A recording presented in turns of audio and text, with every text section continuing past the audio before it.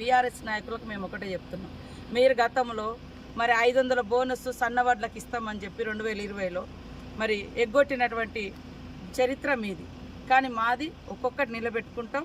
అదేవిధంగా గతంలో మీరు చూస్తే వడ్ల కల్లాల కాడ తడిసి మరి రైతులు ఆ ధాన్యం అమ్ముకోలేక కింటాల మీద 10 కిలోలు 12 కిలోలు తరుగు పేరుతోటి తేమ పేరుతో తీసేస్తుంటే మరి అదేవిధంగా తడిసిన ధాన్యం అమ్ముకోలేని దుస్థితిలో రైతులు కల్లాల కాడ కుప్పల మీద గుండెలు పగిలి చనిపోయినటువంటి చరిత్ర మీది, మాది కాదు. మేము ఈరోజు వర్షం పడుతుంటే కూడా ఎక్కడికక్కడ మరి అధికారులనేసి స్పెషల్ అధికారులనేసి ఆ పరిస్థితులన్నీ కూడా సమీక్షించుకుంటూ ధాన్యం కొనుగోలు చేస్తున్నటువంటి ప్రభుత్వం రేవంత్ రెడ్డి ప్రభుత్వం, కాంగ్రెస్ ప్రభుత్వం. అదే కాకుండా ఇవాళ వడ్లు కొన్న వెంటనే 3 నుంచి 5 రోజులలో వాళ్ళ యొక్క డబ్బులు కూడా వాళ్ళ అకౌంట్లలో జమ చేస్తున్నారు.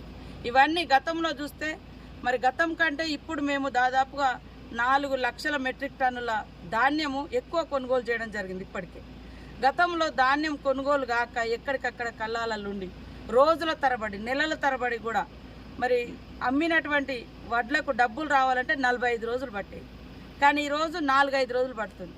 అందుకనే రైతన్నలారా ఆలోచించండి. ఇవాళ కేవలం అధికారం పోయిందన్నటువంటి అక్కస్తోటి టీఆర్ఎస్ నాయకులు బీఆర్ఎస్ నాయకులు దుష్ప్రచారం చేస్తున్నారు. మొన్న ఎంపీ ఎన్నికల కంటే ముందు మరి పదే మీకు మాకు 1%, మీకు మాకు 1% ఓటింగ్ తేడా అని అన్నారు. ఎస్ 1%. మరి ఎంపీ ఎలక్షన్లలో పెద్ద ఎత్తున తీసుకొచ్చుకుంటామని చెప్పి ఎలక్షన్ల రోజు బీజేపీకి సపోర్ట్ చేశారు. రేపు వాళ్ళ ఓటింగ్ శాతం చూస్తే తెలుస్తుంది రాష్ట్ర వ్యాప్తంగా బీఆర్ఎస్ ఓట్లు బీజేపీకి పోయినాయి అనేది. కాబట్టి రైతన్నుల కోసం ఆనాటి నుంచి ఈనాటి వరకు ఏకకాలంలో రాష్ట్రంలో దేశంలో 70,000 కోట్ల రైతు రుణాలను మాఫీ చేసిన చరిత్ర ఆనాడు కాంగ్రెస్ ప్రభుత్వంది.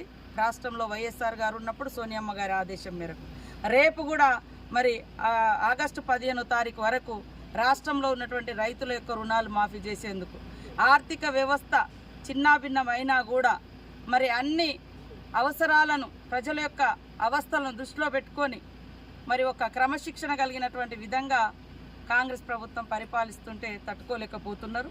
అనేక రకాల దుష్ప్రచారాలు చేస్తున్నారు. వాస్తవాలను వాస్తవంగా మాట్లాడితే బాగుంటుంది, కానీ దుష్ప్రచారం చేసి రాజకీయ ప్రయోజనాలు పొందుదామంటే అది ఎవరు కూడా హర్షించరు. అందుకనే రాష్ట్ర ప్రజలారా, రాష్ట్ర రైతన్నలారా ఆలోచించండి.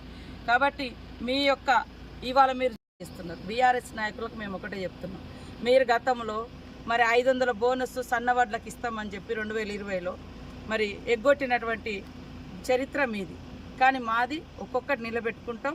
అదేవిధంగా గతంలో మీరు చూస్తే వడ్ల కల్లాల కాడ తడిసి మరి రైతులు ఆ ధాన్యం అమ్ముకోలేక కింటాల మీద 10 కిలోలు 12 కిలోలు తరుగు పేరుతోటి తేమ పేరుతో తీసేస్తుంటే మరి అదేవిధంగా తడిసిన ధాన్యం అమ్ముకోలేని దుస్థితిలో రైతులు కల్లాల కాడ కుప్పల మీద గుండెలు పగిలి చనిపోయినటువంటి చరిత్ర మీది, మాది కాదు. మేము ఈరోజు వర్షం పడుతుంటే కూడా ఎక్కడికక్కడ మరి అధికారులనేసి స్పెషల్ అధికారులనేసి ఆ పరిస్థితులన్నీ కూడా సమీక్షించుకుంటూ ధాన్యం కొనుగోలు చేస్తున్నటువంటి ప్రభుత్వం రేవంత్ రెడ్డి ప్రభుత్వం, కాంగ్రెస్ ప్రభుత్వం. అదే కాకుండా ఇవాళ వడ్లు కొన్న వెంటనే 3 నుంచి 5 రోజులలో వాళ్ళ యొక్క డబ్బులు కూడా వాళ్ళ అకౌంట్లలో జమ చేస్తున్నారు.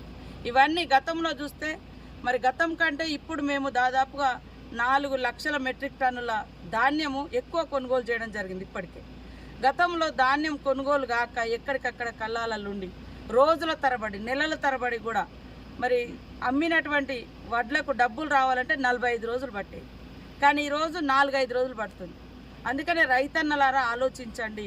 ఇవాళ కేవలం అధికారం పోయిందన్నటువంటి అక్కస్తోటి టీఆర్ఎస్ నాయకులు బీఆర్ఎస్ నాయకులు దుష్ప్రచారం చేస్తున్నారు. మొన్న ఎంపీ ఎన్నికల కంటే ముందు మరి పదే మీకు మాకు 1%, మీకు మాకు 1% ఓటింగ్ తేడా అని అన్నారు. ఎస్ 1%. మరి ఎంపీ ఎలక్షన్లలో పెద్ద ఎత్తున తీసుకొచ్చుకుంటామని చెప్పి ఎలక్షన్ల రోజు బీజేపీకి సపోర్ట్ చేశారు. రేపు వాళ్ళ ఓటింగ్ శాతం చూస్తే తెలుస్తుంది రాష్ట్ర వ్యాప్తంగా బీఆర్ఎస్ ఓట్లు బీజేపీకి పోయినాయి అనేది. కాబట్టి రైతన్నుల కోసం ఆనాటి నుంచి ఈనాటి వరకు ఏకకాలంలో రాష్ట్రంలో దేశంలో 70,000 కోట్ల రైతు రుణాలను మాఫీ చేసిన చరిత్ర ఆనాడు కాంగ్రెస్ ప్రభుత్వంది. రాష్ట్రంలో వైఎస్ఆర్ గారు ఉన్నప్పుడు సోనియమ్మ గారి ఆదేశం మేరకు రేపు కూడా మరి ఆగస్టు 15వ తారీఖు వరకు రాష్ట్రంలో ఉన్నటువంటి రైతుల యొక్క రుణాలు మాఫీ చేసేందుకు ఆర్థిక వ్యవస్థ చిన్నాభిన్నమైనా కూడా మరి అన్ని అవసరాలను ప్రజల యొక్క అవస్థలను దృష్టిలో పెట్టుకొని మరి ఒక క్రమశిక్షణ కలిగినటువంటి విధంగా కాంగ్రెస్ ప్రభుత్వం పరిపాలిస్తుంటే తట్టుకోలేకపోతున్నారు. అనేక రకాల దుష్ప్రచారాలు చేస్తున్నారు. వాస్తవాలను వాస్తవంగా మాట్లాడితే బాగుంటుంది, కానీ దుష్ప్రచారం చేసి రాజకీయ ప్రయోజనాలు పొందుదామంటే అది ఎవరు కూడా హర్షించరు. అందుకనే రాష్ట్ర ప్రజలారా, రాష్ట్ర రైతన్నలారా ఆలోచించండి. కాబట్టి మీ యొక్క ఇవాళ మీరు డిసెంబర్ నుంచి జనవరిలో కూడా కొన్నప్పుడు ఒక్క తరుగు లేకుండా రైతులకు మరి ధాన్యాన్ని కొనుగోలు చేయించి సకాలంలో అకౌంట్లలో డబ్బులు వేయించింది. ఇప్పుడు కూడా తడిసిన ధాన్యాన్ని కూడా ఎక్కడికక్కడ కొనుగోలు చేస్తూ ఉన్నాం. టీఆర్ఎస్ నాయకులు ఎట్లా అంటే వర్షం పడుతుంటే వెంటనే అక్కడ పోయి కొనండి అనే పద్ధతిలో మరి మాట్లాడుతున్నారు. వాస్తవానికి వర్షం పడ్డా తడిసినా కొనే బాధ్యత మాది అని మేము చెప్పినాం. కానీ మీరు కనీసం ఎప్పుడన్నా ఆ మాటని ఇచ్చిర్రా? ఈరోజు మాట ఇచ్చిన ప్రకారం కొనుగోలు జరుగుతున్నాయి. కాబట్టి ఇలాంటి దుష్ప్రచారాలు మానుకోవాలని కోరుతా ఉన్నాం.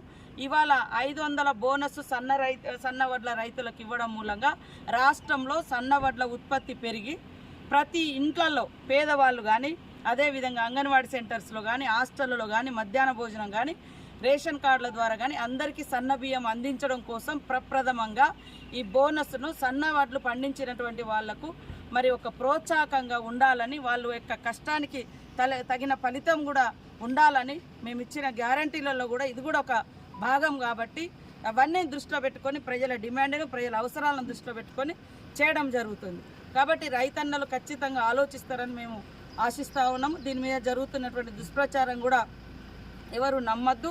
తప్పకుండా ప్రతి గింజ మేము కొంటాం. అదేవిధంగా సకాలంలో మీ డబ్బులు మీ అకౌంట్లోకి వస్తాయని తెలియజేస్తాము.